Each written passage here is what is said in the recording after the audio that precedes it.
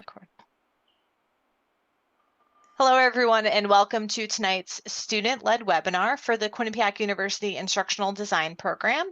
It is April 22nd, and we are very excited to welcome back one of our earliest alum, Sarah Sangregorio, from the class of 2016.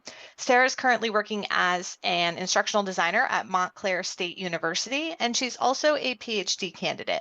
So tonight she's going to be talking to us about how to transition from being a student into a staff role in higher education and talk a lot about what it's like to work in higher education as an instructional designer. So we're very excited to have you tonight, Sarah, and thanks for joining us. Great, I'm happy to be here. It's funny how it feels like so long ago when I was a student, but a lot of what I'm going to be going over in the webinar is stuff that I started in higher ed and stayed, but a lot of students, especially who have only been a student in higher ed, might not necessarily know some of the kind of hidden curriculum of higher ed that people don't really understand. So first I'm going to do the, Kristen did a great introduction, so I'm not really going to go over too much my second slide, which is who am I, but I kind of want to give my bona fides about how long I've been in higher education in a bunch of different places. And I started in IT, moved into learning management system support, and then I became an instructional designer. I defended my capstone on Friday and started my first job at ID on that Monday. So, and that was a long time ago. So, in addition to that, I also know a lot about higher ed because I study it as part of my PhD work. So we're gonna go over a couple questions. Sorry, Sarah, do you want to screen share? Do you want to share your presentation? I did not realize I wasn't screen sharing. I apologize. I work in IT. I should be better at this, but no, I have we're the worst. I have it on a second screen, so Perfect. I forgot. Okay, so to go back, so these are my slides, and then my second slide of showing my 15 years in higher ed. I worked in IT. Doesn't seem like that for the beginning of my presentation, but I've been in IT since 07. And that's when I moved into LMS support and then to the ID world, and then thought I could do another degree, and that's where I am as a PhD candidate. So the 4 questions we're going to get into for this is, where am I in the structure of higher education academia? What does my job look like in higher education academia? Faculty and instructional designer partnerships, which is a very, very, very big part of our job in this area. And then some questions you might have about being in this area. The first thing I'm going to go over is kind of the structures of higher ed. This is stuff that you might kind of know from being a student, but you're going to become much more familiar with it as you're brought into this world. So some people to know. This is very high level, and different schools have different ways of this is set up, and I'll kind of go into that in the next slide.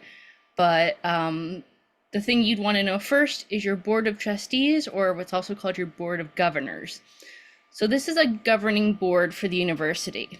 They provide oversight in areas like finance, funding, policy, mission and vision, and they basically hire the president. That's basically where they have the most oversight.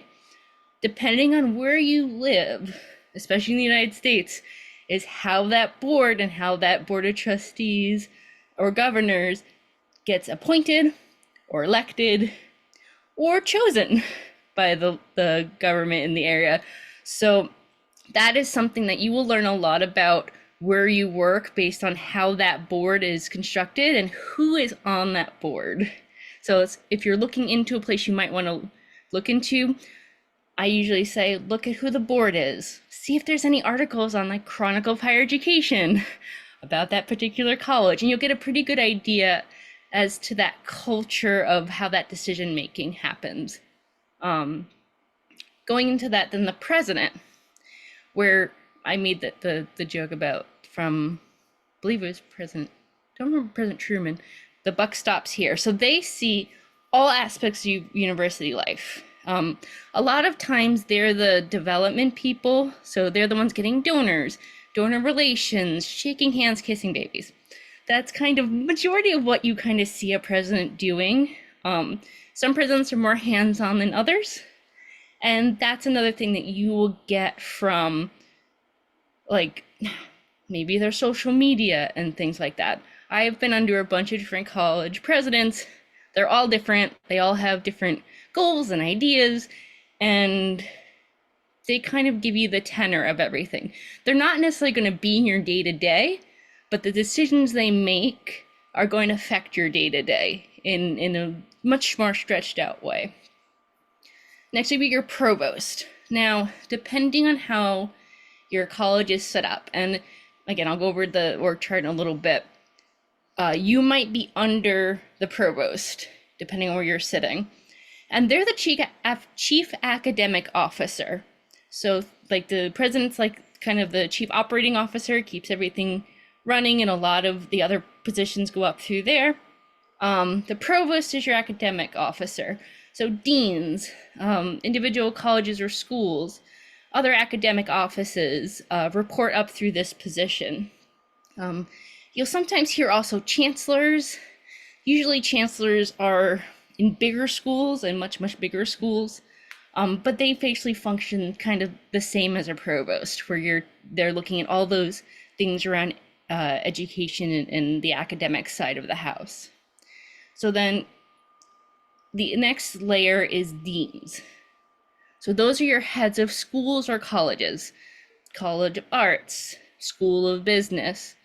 They're kind of, if you look at the pyramid of an individual school within a larger college, those are the folks that are overseeing your department chairs, the professors, and then any staff who works under those colleges. If you are school-based like me, I'll go into a little bit more later, these are the people that will do the most in your everyday life, and that is probably going to be your closest line of authority.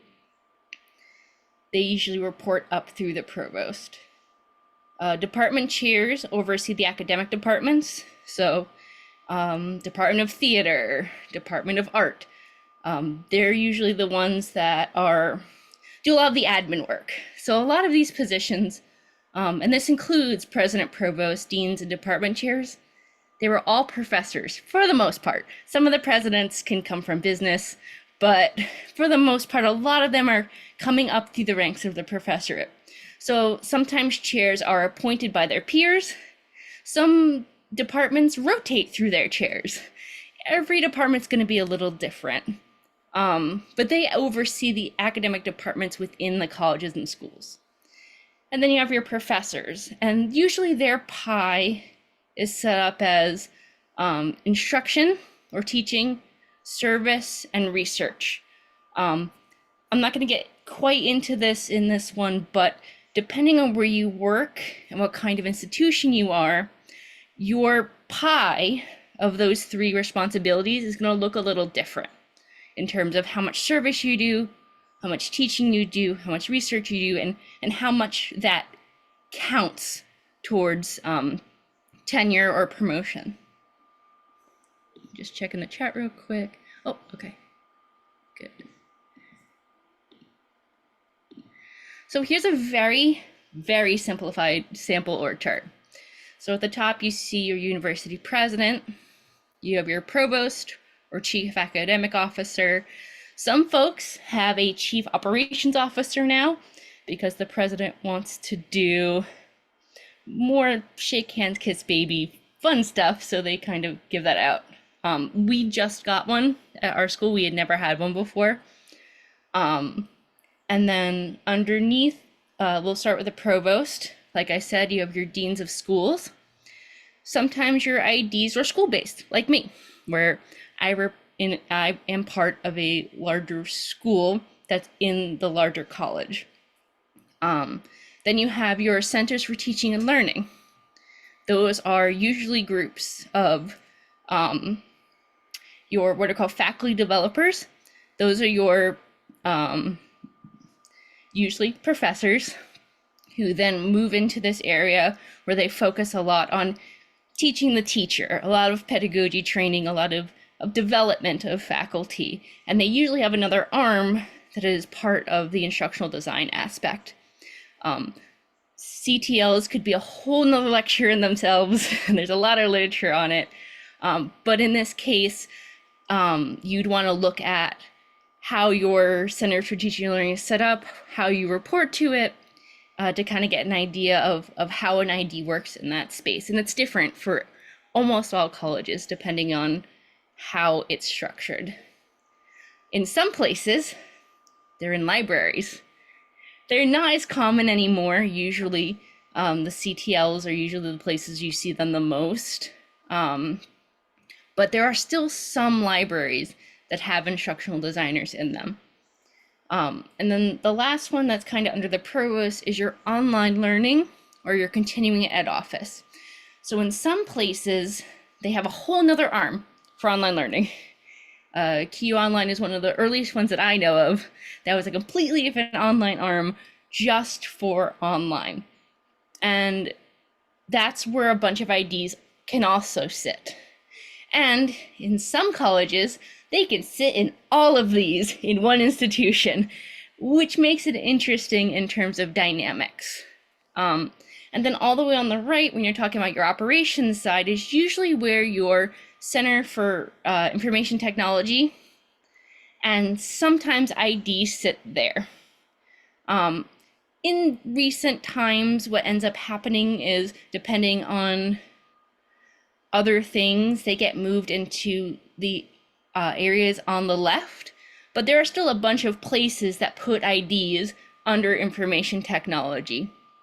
So in higher ed, there's a bunch of different places you could be, and they all have their own quirks. So we're gonna go back to professors for a second. Now, this is something that a lot of people don't think about when they're students. They just go, oh, a professor. Let me look them up on Rate My Professor. And that's the extent of them thinking about their professor's practice or their teaching or anything like that. But I don't want to call it a hierarchy, but it functions kind of like a hierarchy. You don't want it to be, but there's a certain level of power you get with tenure. So I'm gonna actually start on the bottom. So number 4, we have our part-time faculty. So these are faculty who don't hold full-time appointments. There are a bunch of different names for these positions, and a bunch of different rules, a bunch of different length of work and protections and things. So most of the time, these are people who are adjuncts. You'll probably hear the term adjuncts a lot. These are folks that are hired for a class at a time, and they get paid for that class. They don't really get much more benefits. That also depends on your faculty union, because some adjuncts are part of adjunct unions. That's, again, could be a whole nother presentation on unions and faculty unions. But the idea is they don't have full-time appointments, and they are much more unstable in terms of whether or not they might come back and teach next year. So they have the least amount of power in this kind of structure. Then you have your non-tenure track faculty. And your part-time faculty don't have tenure. But number 3 is different in that they usually hold more consistent contracts. So they might have 1-year appointments, 3-year appointments, but they are not what's called the tenure track. So they are not moving towards getting tenure.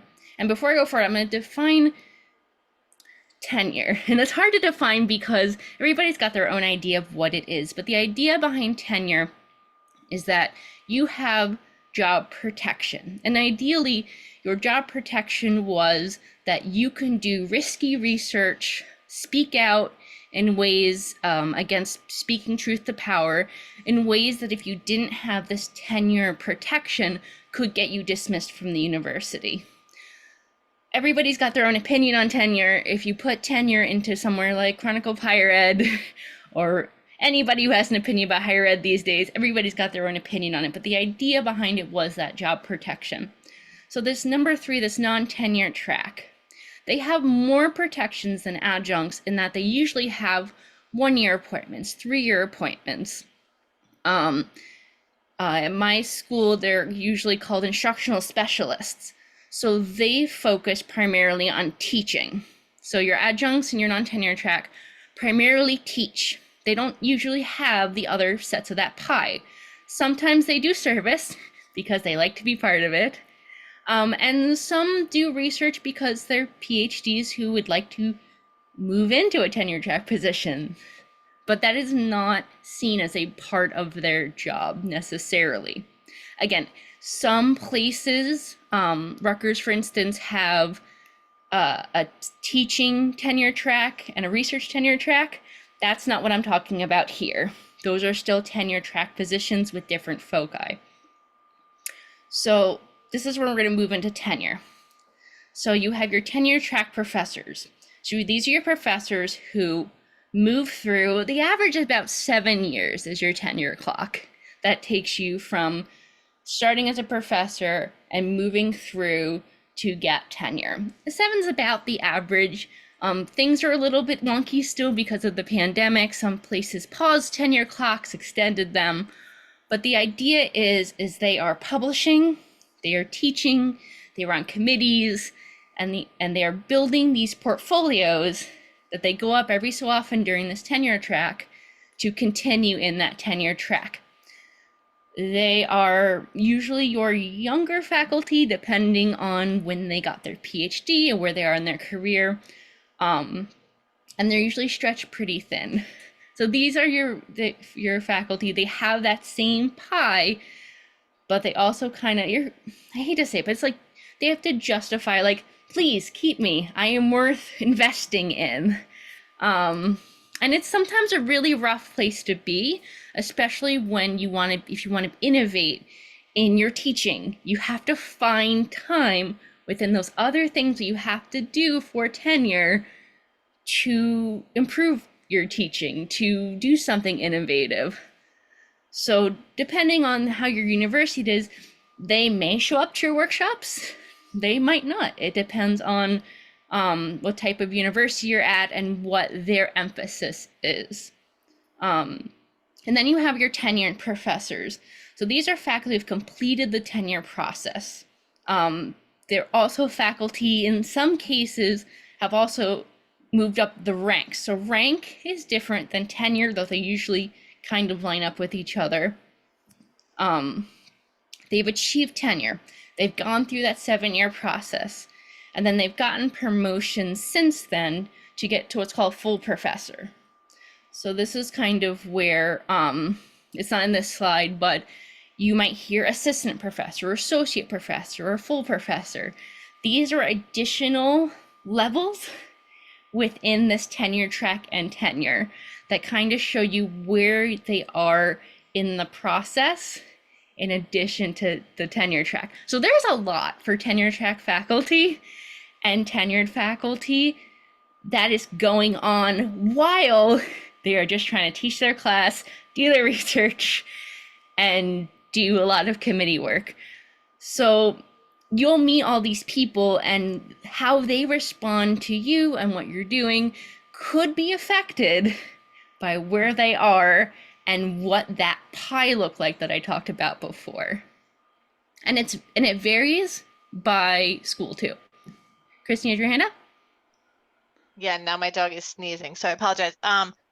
So when you're doing trainings and offering different things through your department, what group of faculty do you see most often? Because the part-time faculty often aren't working on campus full-time because they're doing other things to pay their bills. And then, so it's hard to rein them in. And then the tenured professors, I find, are kind of like, they're set. So maybe they're less interested in professional development. So what do you see as the breakdown of who comes to your trainings? So for my area where I am, it's mostly your non-tenure track teaching faculty, the ones who their pie is, say, 75% teaching, 25% service, 25% research, if they research at all. Those are the folks that have the time to kind of reflect on their teaching, and that's the most forefront of what they're doing. Now, do they always have time? No, because in a lot of these areas, your non-tenure track and your part-time faculty carry the majority of your course load because that's all they do is teach. So depending on where you are, they might have, one of my instructional specialists had 6 classes in one semester. So that semester he didn't come see me as much. But they're the types of people I hear from. And then I hear from some tenured faculty, some tenure track, but I find that these are the people that have that learner mentality that never really goes away. So they're always in that mindset of wanting to learn something new or look at their practice and their teaching in a different way. So that's been in my experience, at least in the couple places I've worked. Any other questions before I move on to the next slide? Look good? Okay. So this question might be in your head. What's my relationship to faculty? So first and foremost, let me go back here. You are equals. When you look at it, you are all colleagues in higher education. This doesn't mean that all faculty feel this way. Now, we go back to the idea of all those power structures and all of those hierarchies. There are some folks who are very adamant about the fact that the university would fall apart without them, and the professors are the most important part. That does not mean they're wrong. It's one of those things where that's their positionality. You don't take it personally. Everybody is equal in higher ed when it comes to employment, but going back to that hierarchy, there is a perceived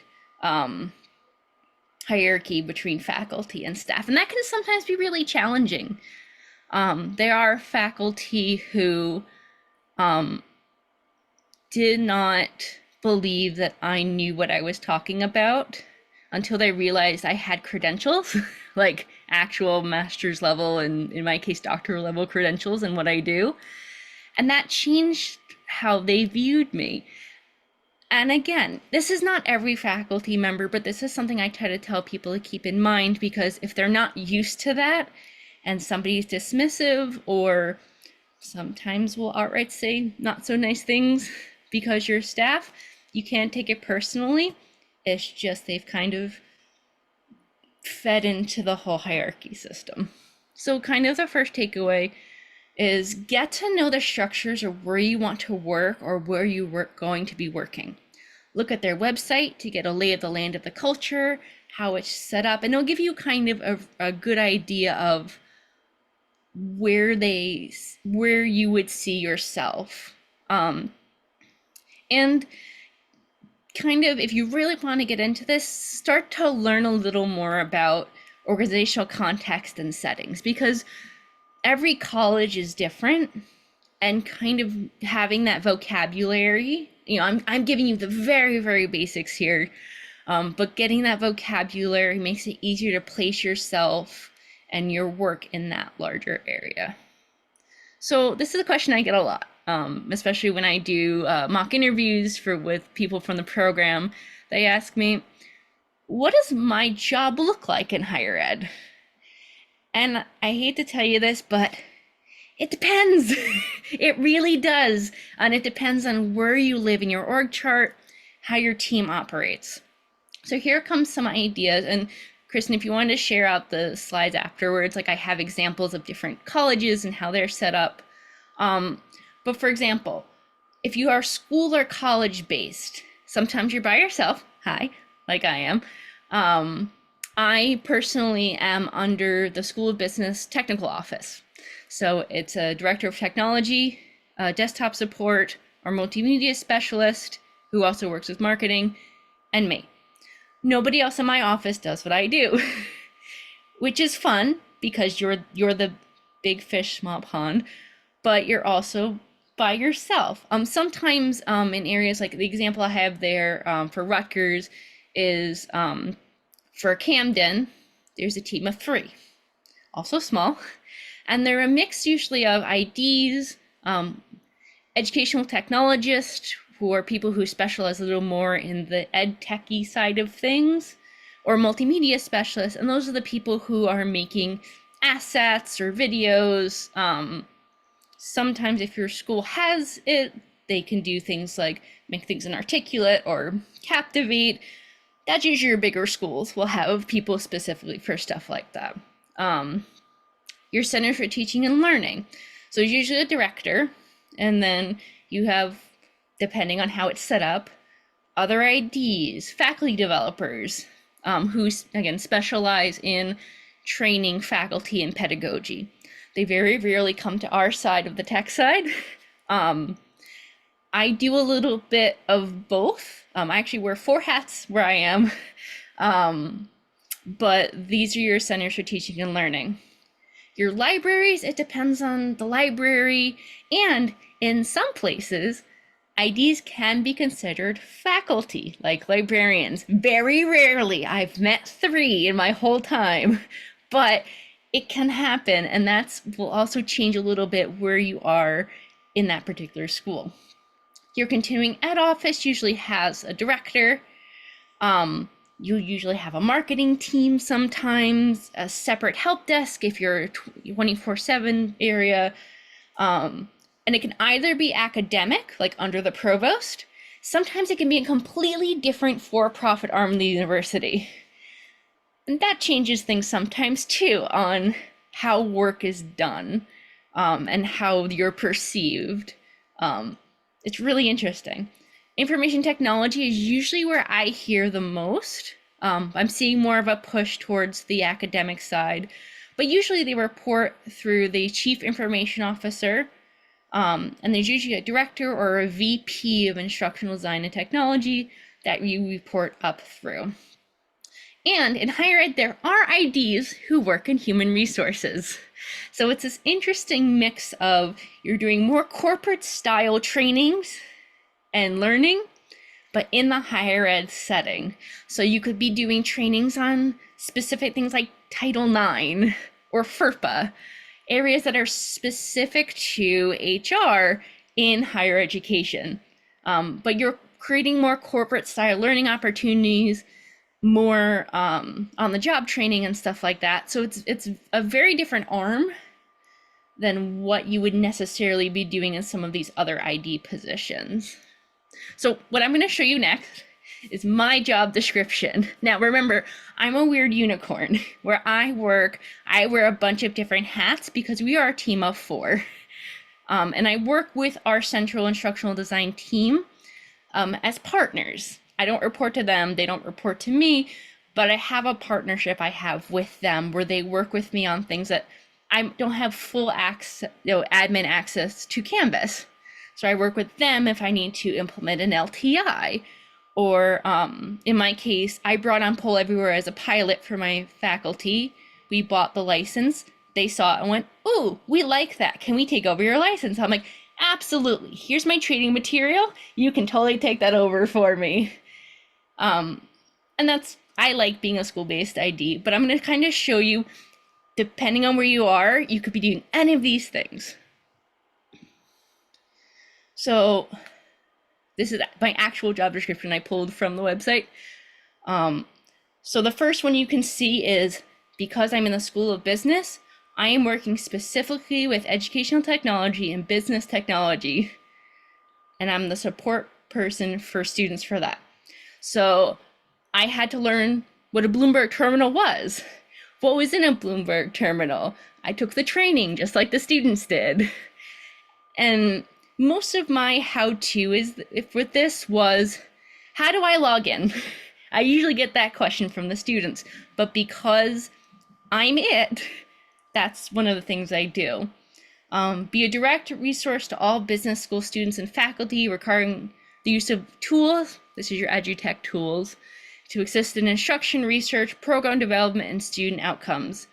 I get questions about Qualtrics to be used in research. I get questions about, the response tools like Poll Everywhere I was talking about. I never know what's going to walk in the door, and there's a lot I kind of have to know a little bit about a lot of things to kind of have all those hats. So that other bullet's supposed to say utilize industry instructional design practices, but that's actually how it shows up in my job description without the word practices. So I kept it the way it was so I could explain it later. And remember, my boss, my supervisor, is not an ID. So when he wrote this is one of those things where he basically put his wish list for the type of person he'd look for. And does he fully understand my job? I think now, after 6 years, he's got a better idea than he did at the beginning.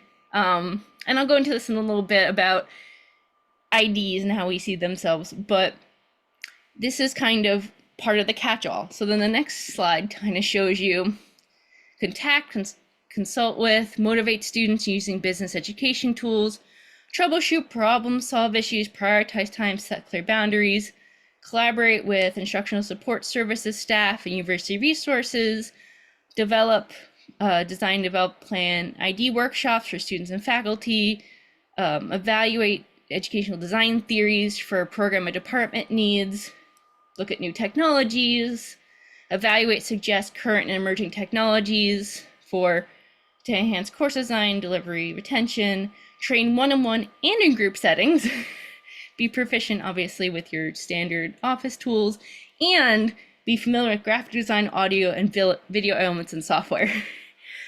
So that's a lot, but that's part of what I like about my job, is because I get to wear a bunch of different hats at the same time. One of my first projects when I got there was our professors wanted a space where the students could record themselves and doing sales negotiations. So I jumped in both feet and I researched different areas that had similar setups, talked to other places that had them, and I built this room. I worked with our media technologies team. I basically was like, here's what I want to do. Here's my idea of the equipment I want to use. Do you have any suggestions? And the two of us, the media service team and I, made this plan. We got a consultant to help build it. And 6 years later, it's still there and it's still being used. And it's one of those things that if I were in corporate, I might not have been able to be as hands-on with a project like that.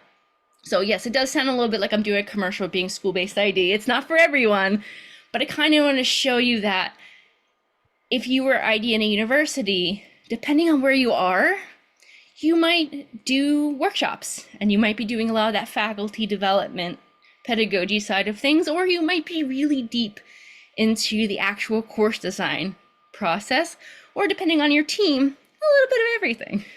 So that's one of the perks, I think, of higher ed, is you're not as segmented as you could be in corporate, where you are a developer. You do course consults and stuff like that. And that also depends on where you are in corporate. Sometimes they have just as much bleed as we do, but this is one of those things that I try to tell people. I'm like, if you want to be an instructional design higher ed, you're gonna have to wear a couple different hats sometimes, and it'll really depend on where you are. So the takeaway for this is mostly think about who you are as an ID. What do you like to do? How do you work?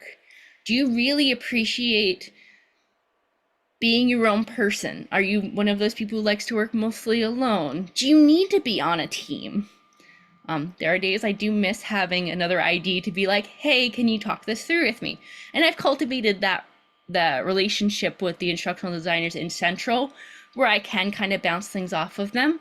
But that's because of where I work and the relationships I've built with them. And it's taken some time, in some cases, to get there. So when you're looking for positions, look at the job descriptions and do some research into the reporting structure. It'll usually tell you where you report to. Try to find their org chart and kind of figure out where you'd be sitting in this larger structure. You're going to want to find positions or team dynamics that fits where your strengths are or where you'd like to grow. So this is kind of the next slide is kind of the big part of what I like to tell people when they move into higher ed ID. Faculty and instructional designer partnerships. And I kind of hinted at this before. Working with a faculty member who's usually your subject matter expert will depend on your team and your placement within the organization.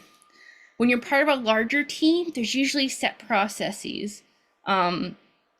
I have like the link here is for the Rutgers School of Arts and Sciences, has a course design timeline that they adhere to. I have a couple extra documents that are very long, so I'm not going to show them here, but if somebody's interested in kind of looking at that, like their processes on, here's your intake, this is what you do in your intake, this week of what we decide your learning objectives, this week, and they make worksheets or workbooks, some of the bigger teams. I'm just me, so I don't have a really strict design process, and I usually use backwards design. So a lot of my course design consults are discussions. They're, hey, you want to come meet with me? Let's talk about your course. Let's look at your syllabus. Let's talk about it first, and then we'll kind of take it apart from there. But again, I can do that because I'm an army of me. If you go into a larger team, there might be set structures. And again, relationship building is the most important part of our job. There's actually research on this, and I'm doing my dissertation right now on moving from being instructional design staff to becoming a faculty member. And part of my literature review has been looking at how does the literature look at instructional designers. So there's a lot of research on the perceptions of instructional designers. And I'll go this in the next slide a little more. But faculty could have preconceived notions of what we do, what our expertise is, what course design actually is, or they might not have any idea at all. And it could be that they had a bad experience with someone, or they, in one case of one of my professors, he said, my chair is making me meet with you. I don't understand why I'm here. This is dumb. And I went, great, that's a great start. And that was a lot of my first couple meetings with him, was making him understand why it was important for him and his students, because he was very student-centered. So I knew from talking to him, again, before we even got towards the course design, my first meeting with him is getting to know him as a professor. And once I found, I'm like, okay, I need to approach this as, this is how using a template will help your students be more successful. And once I started framing it in a way that he understood, he became one of my most vocal supporters, and he was helping me build relationships with other faculty. I miss him a lot. Unfortunately, he passed away a couple of years ago, but that was before we even got into let's build your learning objectives, let's do all the fun course design stuff. I did a lot of work talking to him and getting to know who he was and how he thought as a person. So building mutual trust is paramount to the design process, as it is paramount to education, and you have to respect their role as the instructor. A lot of times faculty don't come in with a lot of pedagogy experience. They've never really thought about or reflected on their teaching, but you have to respect that, especially if they've been doing it a long time, that they feel that they have this skill. And you can't go in and say, well, you're wrong. There are certain things that they might not be knowledgeable about, but you have to meet them where they are and build that relationship from there. So again, there's a lot of research into faculty perceptions of instructional designers on their practice as instructors. There are a couple here. Faculty perceptions of instructional designers working outside of their perceived or prescribed role. That's a particularly interesting article, by the way, because it talks about how faculty felt if IDs were overstepping what they thought what their role is. Very interesting. If you're interested, I have all of these articles if you're interested. and then the perception of faculty or the instructional designer on the collaborative process itself. So there's a lot of this research, and some of your faculty might have read some of this research or might not have. So you're not going to necessarily know when you walk in the room what perceptions they have, what they know about it. There are some folks who might work in, especially your non-tenure track, if they came from being adjuncts, they might have worked at a couple different IDs at a couple different places. You're not going to know until you start building those relationships. So some of the common challenges that IDs face are, one, lack of faculty buy-in. Those are your, why am I here? Why am I doing this? Why is this important? Faculty awareness or misconceptions of an ID's role. Faculty resistance. Non-participation or non-follow-up. You will be hurting a lot of cats in this job.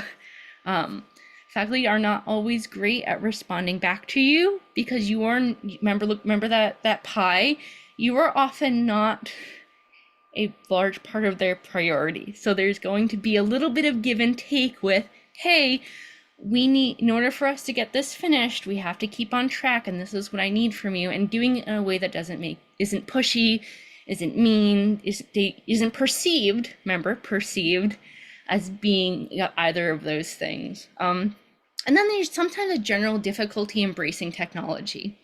I see a little bit of this post-COVID. I have some faculty who I spent many, many hours explaining Canvas to and building their grade books and getting them used to giving tests online for the first time. And as soon as I went back in person, they didn't touch Canvas again. That's fine. They might come back to it one day, but there are some folks who come into it and they're like, I don't even want to use this Canvas thing. I don't understand what it's for.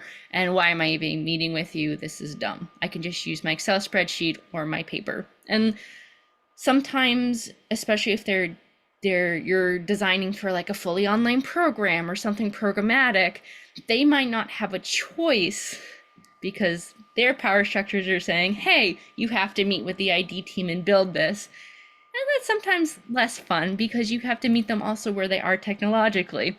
So I have literally started my faculty consultations with, have you logged into Canvas before? Do you even know what I'm talking about? And start there. And that's okay, because again, I see us, especially in higher ed, we're educators too. We are teachers of teachers. We might not be perceived that way, but we are doing the same thing a lot of the faculty do. We are meeting them where they are. And so I'm gonna pull this quote from my dissertation because I put it in here. But one of the articles I was reading talked about how higher education staff are mostly viewed as costs to minimize, where faculty are seen as assets to cultivate. So this is again looking at that. They might see you as, what did we even pay you for anyway? I don't understand where you are. And that's where knowing where you are in your school and knowing your power structures is also really important, because you knowing that for yourself will make you stand a little bit stronger when somebody will have outright asked, what do we need you for? Not to scare you, it's just it's just a thing that happens sometimes. So social capital is a form of capital accumulated through relationships within an institution and structure that increases the ability of an actor to advance their interest in that setting. So this is from Bordeaux, from an article in 1986. It's from the Handbook of Theory and Research for the Sociology of Education. Again, sorry, PhD candidate, I pull in all these random quotes. But the idea is once you set up that rapport, you can leverage those relationships to cultivate new relationships and build unofficial learning communities or peer support. This helped me out during the pandemic because remember, I was one person, but I was able to reach out to the faculty I knew and say, hey, do you mind helping me out in doing this PD for your, telling about how, you found it much better for your students that you built the course with me or you used the course structure. And I was able to lean on them to help move the needle in other places. And again, this is where kind of I get the idea of Morris frames instructional designers as teachers of multiple constituencies. You're teachers of teachers, teachers of students, and to a certain extent, teachers of institutions. Because depending on where you are, you can also make a big impact on, depending if you're doing online program course design and these larger products. So figure out who you are as a teacher. And my next slide is basically asking for questions. So are there any other questions that popped up as I was talking?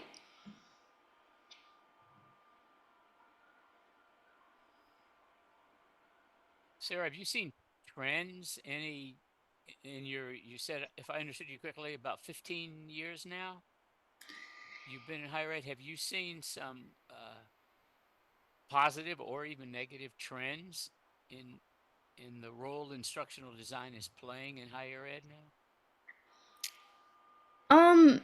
That's also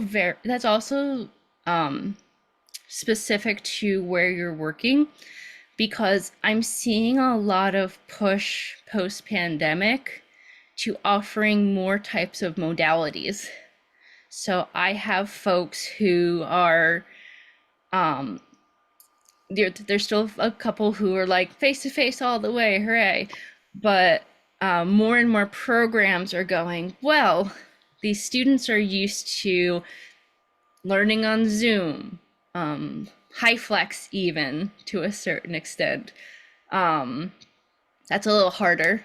But these other modalities are starting to come out as either degree programs or a push for these individuals. So those are mostly what I'm seeing is more modalities. The hard part is, especially post-COVID, the folks that are like, oh, I know how to run a Zoom class. I did it in 2020. And I'm like, that was an emergency remote teaching. It's a little different. And going back and challenging those perceptions of when they were flying the plane as they built it, rowing the boat as they built it. Anyway, but that's the sort of thing I'm seeing, is that I'm working against a lot of perceptions on what online teaching is post-pandemic. That's a big part of it. And looking at those different modalities and preparing them for, like, the biggest thing for me is some faculty like, oh yeah, I'll just teach online, that's easier. And I have to go, teaching online is cognitively a bigger load for you than teaching face-to-face. And explaining to them why, because they might have those notions of, oh, I just put things up on Canvas and then send out announcements every so often. And that's the other thing that I've been seeing, especially post-pandemic. And then the pandemic honestly has done a lot of change in our practice. And I can also see this a little bit in corporate too, from my friends in corporate, but higher ed, the pandemic really changed a lot in what we do and how we're perceived. I had a question. Sorry. Does that answer your question? I got some nods. So. Yeah, sorry. Yes. No worries, I'm just making I was sure. waiting for Kristen there. I didn't want to jump over. Sorry, I feel like I jumped in a little too early.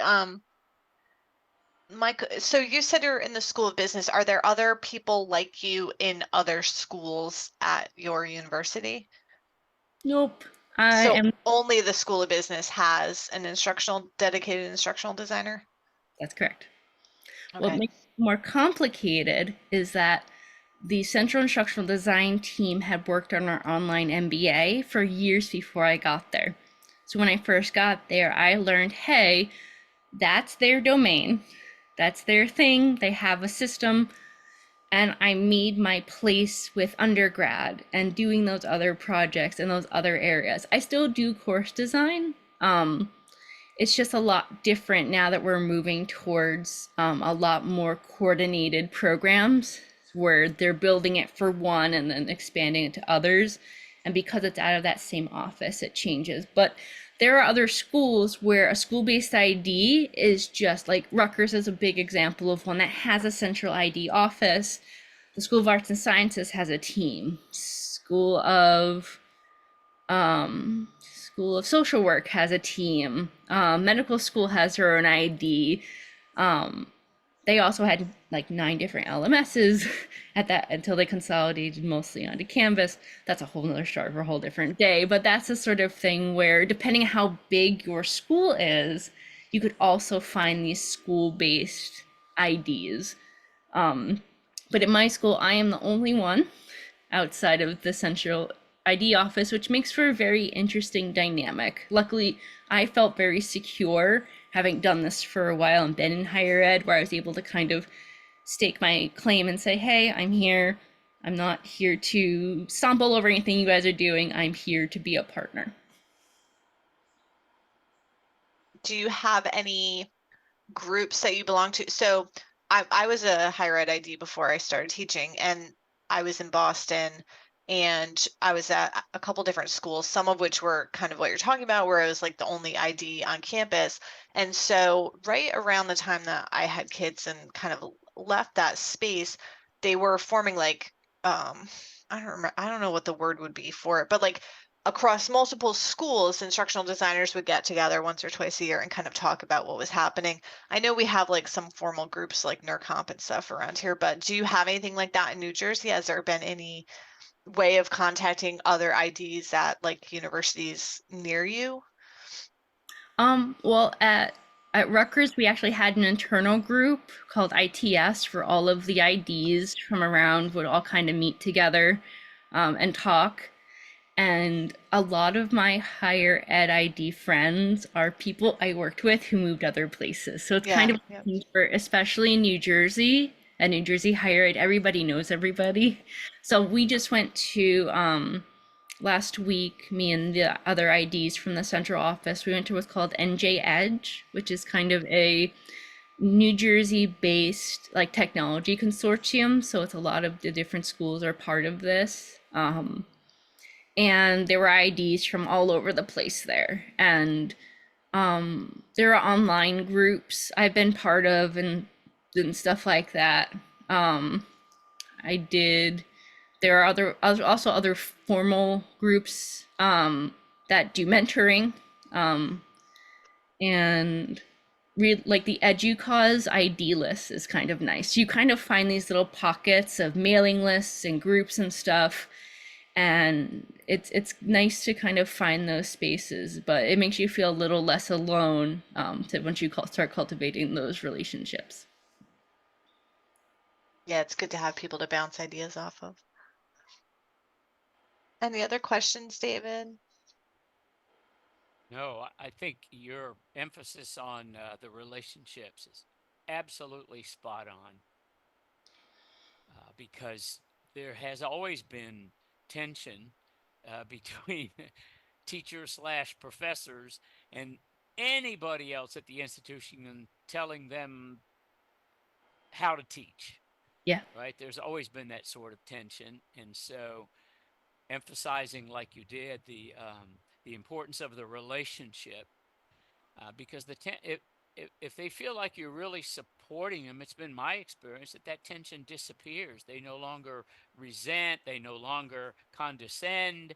You Mm-hmm. know, they see that you're there to really help. And it takes time. It Yeah. it takes time because a lot of people, like when I first started, I was very nervous. Even though I'd been in higher ed for a really long time, these were new people, new structure, new place. And the other thing, and I didn't write it in here, was I was authentic. I was me. I wasn't putting on airs. It was, I'm here. And the way I position my job sometimes is, you want to do something in your classroom, online or in person, you need someone to talk it through, come talk to me. And sometimes some of my best relationship building is like, hey, I'm thinking about doing this for an assignment and I'm not really sure how to do it. What do you think? Or can I just tell you what I'm thinking? And those are where I start building, because it's a conversation. So one of the other places I go is called the Future Trends in Education Forum. Brian Alexander hosts these different every Thursday, these different people from all over higher ed, which has also been really great about learning more about the different areas. But he had Luke Dobson, I think his name was. Hobson with a H, right? Hobson with an H, yes. The one that you commented. Yes, okay. Yeah. He was on and he was talking about instructional design and some of the trends in ID. And I had made a comment in the chat when we were talking about relationships, and I said that our job was 90% people. And he stopped and he went, "Yes, yeah, whoever wrote that, yes, our job is 90% people." And I make that sometimes I make it out to be a joke, but I'm like, it's 90% people, 10% tech.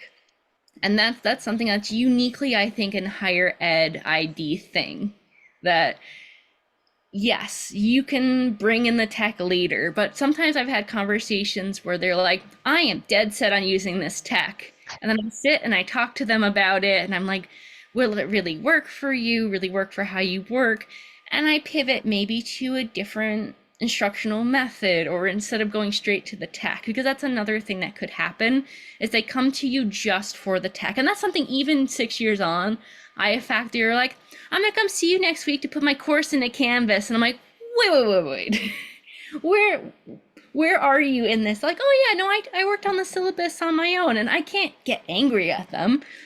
But then I know when I meet with this faculty member, like, hey, before we start doing this, can we talk about a couple things just so I know where your brain's at for putting it into Canvas? And then I might throw in a sneaky course design type thing without being overtly course design, but in a conversation. So that's one of those things that relationship is super important, because I know my people and I know how they think, and I know how I can gently nudge them in different directions if I need to. And there are some faculty who don't talk to me, won't talk to me, have no interest in doing so. And it's not me. That's the most important thing to remember. It's not, unless you are a outright jerk to people, again, going back to the whole idea of relationships, but you're up against a whole structure and a whole hierarchy that you are just one piece of. And that's why the relationships is so important, because it's a one-to-one sort of thing. Yeah, and I think what like David pointed out in the chat too is just the time. Like you said, it's important to remember that it's not personal, and that it's not even always necessarily that faculty aren't interested or know that they need to learn these things or even want to learn these things. For some faculty, the time is just there is zero time. There's negative time. And I, at least from my experience, it was just asked to do more and more and more and more teaching, more students, more service. And so things like professional my own course design, I would love to be adding in new things. I would love to be redoing old lectures. But it comes down to that. And so it is, like you said, to remember it's not personal, and to kind of throw out suggestions, but then know that it just might be a matter of not having enough time to incorporate things. So that's important. And it might be a seed you're planting now, Yes. that you'll Yes. see later. And it could be you make an offhand comment, 3 semesters later they come into your office. Do you remember that conversation we had? I'm like, yeah, we did. So I was thinking about that, and that's a place to start. But you're especially going back to that your tenure track faculty are a lot of the times the ones that get pressed on a lot, because they don't feel like they can say no when they've been asked to do things. And especially people who are people of color, people who are parents, who are in maybe communities that or areas that don't have as much privilege in academia, which again, that's a whole nother lecture I could do on the powers and privileges of academia. But these are all real things that they're contending with. And Kristen, you said you did 75% teaching, 75% service, and 10% research. Yeah, and I'm not tenure track. So yeah, I mean, I think that's the thing. It's not just tenure track. Like everybody is being is being pressured. So yeah, I do more than a person should have to do, kind of thing. But but I love it.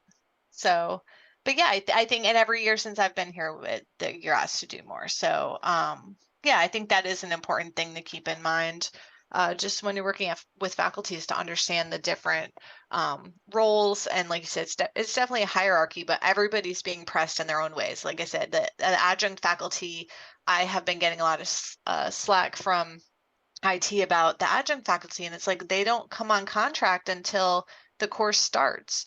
So you can't really expect them to show up for trainings on a new learning management system 2 weeks before the semester starts, because they're technically not being paid. And so you can't, make demands on their time. Maybe once the semester gets going and they're sort of on contract, it's different, but they're not just sitting home, they're working a whole nother job, So I think every role at the university has unique pressures that prevent us from being able to take advantage of, the great things that are offered out of a CTL or a, academic technology department. And sometimes in the case of adjuncts, they don't even have net IDs their first day. They're Yep. still getting HR paperwork through. So Yep. I have adjuncts who appear first day and they're like, hey, I heard about this Canvas thing and I don't know where my rosters are. And they're brand new to teaching, some of them. Some of them are old hat and they've been teaching a long time as an adjunct, but there are some folks who this is their first adjunct job and they have never taught before and they've never thought about it. And they appear the first day of class. And you can only do so much with them in that moment, but that's where that relationship comes in. Where I've had adjuncts who I am hands-on with them a whole lot in their first semester. Like I am their first call from anywhere from I can't get something to work in my Canvas, and getting them set with that, or I'll start with like, hey, let's get you into Canvas. Let me show you where to find your roster and do your first announcement and put your syllabus in. And those are the three things that I have 20 minutes that I can get through. And I don't go super deep into why we do things. I know there's time for that later. I'm basically doing, let's get you started. And then over the course of the semester, I'm like, hey, come see me when you want to put your first assignment in. Come see me when you're putting your first quiz in. Let's start building that grade book out. And it's over that course of that semester that I can also talk about teaching and weave that into the course design process so that you're also getting them to a point where they get more confident. Because that's one of the biggest parts of teaching is you figure out who you are as a teacher and you get more comfortable in it. And then once you start to get comfortable, then you feel like you can learn more and ask more questions. And there are some times where I'm lucky enough that an adjunct comes on as a non-tenure track teaching faculty and they have those longer, and then they have a little more time sometimes because they don't have to worry about that other job or the other 4 adjunct positions they have. And we can start building that more. But that's, again, why it's so important to meet them where they are too, because they might not, you can't dump everything on a brand new faculty member. It's part of that. What do they need to know in the next 20 minutes or their next class? And that's where you kind of get to build that. I think it's great. I always feel terrible for them because they always have the same look on their face when they come into the office. They are so overwhelmed, but that's part of what we do. We kind of Sherpa them in a way, and together with like the rest of their members, because usually what they'll do is they'll come in and be like, oh, Professor so-and-so taught this class last semester, and they say, well, I can just copy the course in. I'm like, okay, we can start there. And then they don't need to know all the bells and whistles, just enough to get them through. And then that's when they look and go, I really didn't like the way so-and-so did it. I'm going to do it my way next time. And then that's where you can evaluate and maybe do an actual course design with them next time if they have time, or you tweak the one thing with them. And this is iterative process where the course becomes theirs over the course of a couple semesters. So it's the long game in higher ed, to be completely honest. It's really the long game. Yeah, I always used to talk about it like an onion, and I think it was like around the time Shrek came out. Like Shrek would talk about like peeling back the layers of the onion. Like instructional design with faculty is like adding layers of the onion. Like what's the absolute core that you need, and then what's the next thing you need to add. Each semester putting on another layer, another tool, another approach, and so that was kind of a way that I used to talk about it. It looks like we lost David. All right, I'm going to stop the present. Thank you so much for your presentation tonight. I'm going to stop the recording.